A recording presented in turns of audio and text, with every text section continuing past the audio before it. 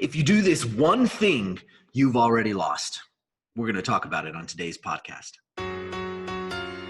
I've spent the last 20 years studying, teaching, and coaching people to find their greatness and take their lives to the next level. Along the way, it's become evident that emotions are at the root of everybody's successes and failures. Worry and fear are the enemies, and it's time to forge the armor and earn the tools to overcome the two things that could single-handedly destroy your future. Hi, my name is Michael Johnson, and I'm a life coach, a peak performance trainer, and I'm the emotions guy. It's time to take back control of how you feel, control of how you act, and control of how you experience life. It's time to become a lifer, a new breed of overachiever focused on living every minute to its fullest. We are responsible for how we feel, and no one and no thing can make us feel anything. Emotional mastery is our journey, and emotional education and intelligence is the key. We are lifers, and this is Magic for Life. What's up, lifers? Michael Johnson here with the Magic for Life podcast, and I'm excited that you're here today because you want to find out what the one thing is. You see, here's the problem. We go through life doing what we do, living every day. Sometimes things happen.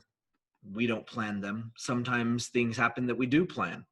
In fact, if you are lucky enough, you have somebody in your world that plans really well. Maybe it's you. Maybe you have somebody that helps you to plan. If you don't, you need one. You need somebody. You need something that helps you plan better, right? But today's episode is not about planning.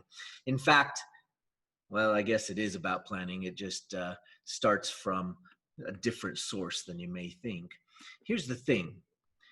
There is one thing that's going on in your world that is going to actually destroy you in the game of life. Any ideas what it is? I'm going to tell you. If you go through your world actually allowing other people to determine how you feel, life is going to be rough. Things are going to be rough.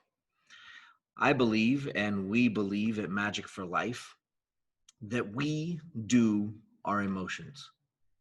What the heck does that mean? We do our emotions. In fact, it's part of our life or creed. If you haven't seen it or if you haven't gotten it, let me know. Drop me a line. I'll get it to you. We'll get it for you. As soon as you can ask for it, we'll get it sent to you. Okay. But the life or creed in it has this idea and this concept that we do our emotions. And it is massively important that you start to gather what that actually means. So if you give up control of your emotions to other things in the world, and I'm going to go through a quick little list of other things that would absolutely destroy you. But here's the thing, we are all guilty. So I'm not sitting here telling you or being hypocritical saying that I've never done this. No, in fact, the reason I know is because I've done it, because I've failed at it, because I have not actually done it perfectly. In fact, it's not a possibility. It's part of our growth. It's part of our experience in this world. But here's the thing. There are so many factors. There are so many things pulling on your emotions on a daily basis. And you have to start flexing your mind and your soul so that you can take back control. Hey, that was nice. What a rhyme. Right on time. Okay, I won't go into that. But dad jokes, you know, you can't help it. It's just how it is. So you don't want to give up control of your emotions. Well, who in the world would you give up? That sounds so like, well, I would never give up control of my emotions. So let's talk about a few places where maybe you would have given up control of your emotions. It started early in life. So if we kick back to in the beginning, you were a child and you had parents, and your parents actually said something, did something, whatever, in response to something you did. Maybe let's go to your teenage years. Maybe you got grounded. Maybe you got in trouble and you felt bad and you maybe started crying or you maybe started feeling some way because of something that happened, because of something your parents did, that you gave up control of how you were feeling to feel a way that you felt was necessary because of an action that happened. So you gave up control of your emotional state. This is an interesting idea, right? And so if you start to think about this like, hey, maybe my parents made me, and I put that in air quotes for those of you not watching on YouTube, maybe they actually didn't make you feel a way. Maybe you decided that you were going to feel a way, right? Because you did something that maybe wasn't acceptable, and then you decided that you were sad about it, or you felt guilty that you did it, or you were upset that you made the mistake. And so you were crying because you were mad at yourself, but not because they made you cry. See, I believe that nobody can make you feel anything. Only you. You're the only one that can decide that you're going to feel a way. So, what are some other external factors? Well, it's pretty simple. If we look around our world, there are things in our environment all the time that we think make us feel a way. How about it's cloudy outside?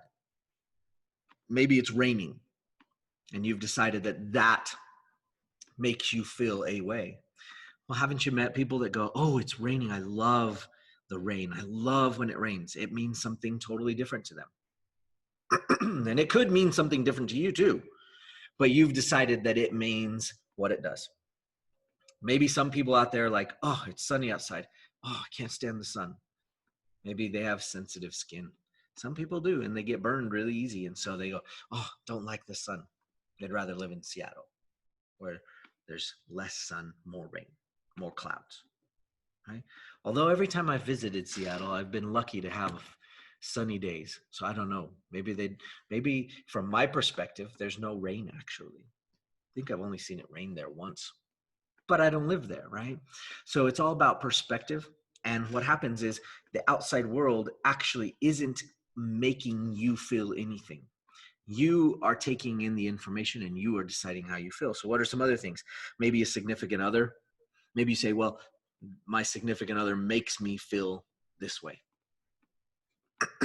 Maybe it's happy and you think that they make you feel happy.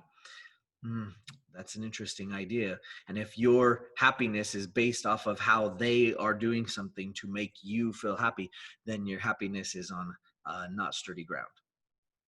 You have to be able to feel happy yourself. And if your whole relationship is based upon the other person doing something to make you feel happy, and you haven't decided to be able to feel happy yourself, okay, well, now everything you're doing, you have already lost. And that's what we started with, right? Now, what else? Maybe your peer group. Maybe if they don't act a certain way, then you'll be angry. But you've decided how you're going to feel.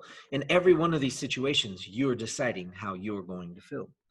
What about your colleagues at work? If somebody doesn't do their job, if somebody says something that's mean, well, you decide what it means. Interesting use of the words, right? Huh. Well, what else?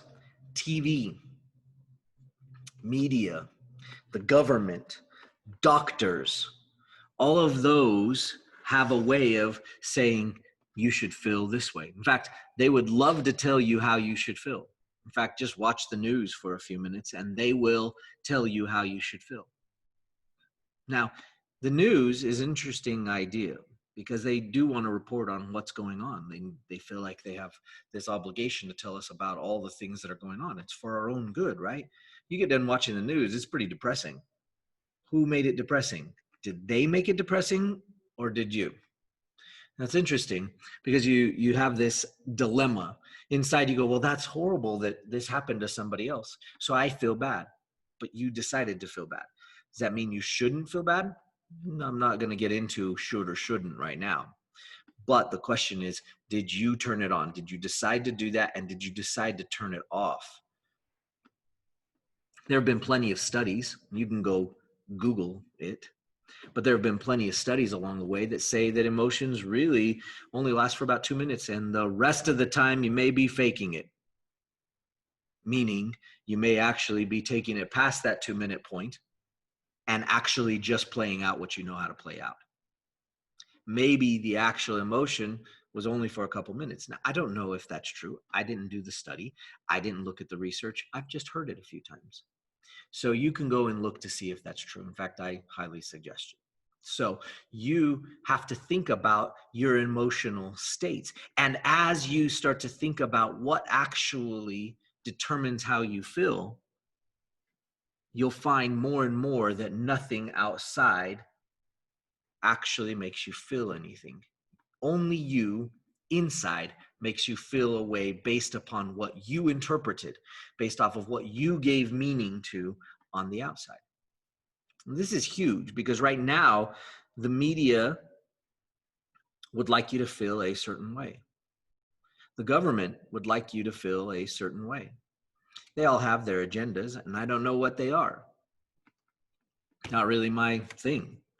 But they all have their agendas. You have to decide whether you're feeling the way you're feeling because you chose to feel that way.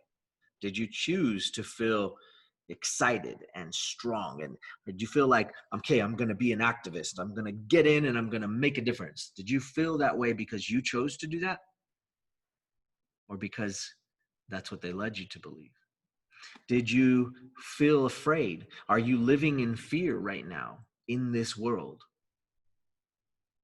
Did you decide to live in fear? Or are you living in fear because of things that maybe are out of your control?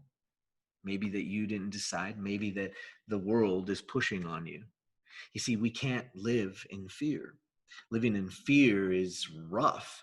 And as you start to recognize that you are the one that turns fear on, and there's lots of great biological reasons. Well, I turned fear on for this reason. It was to help me preserve life. Yeah, there's a lot of great reasons why we have it as a function of our being, but that doesn't mean it's accurate.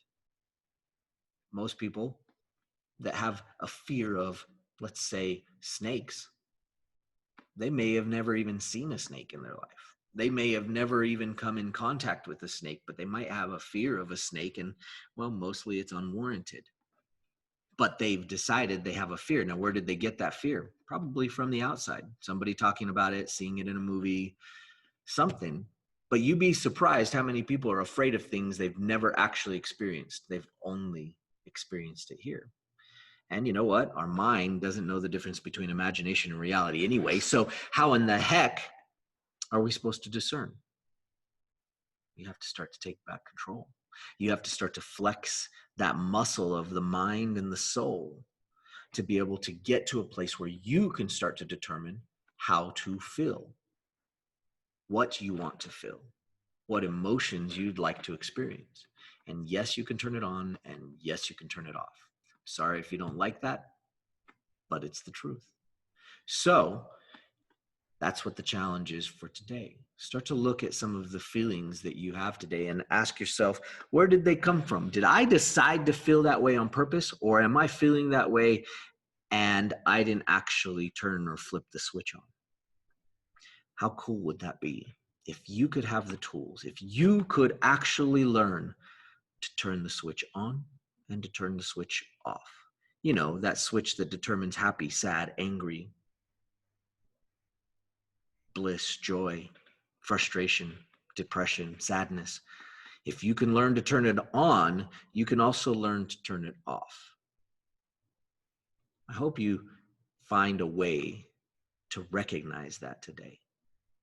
Listen to this again if you need to.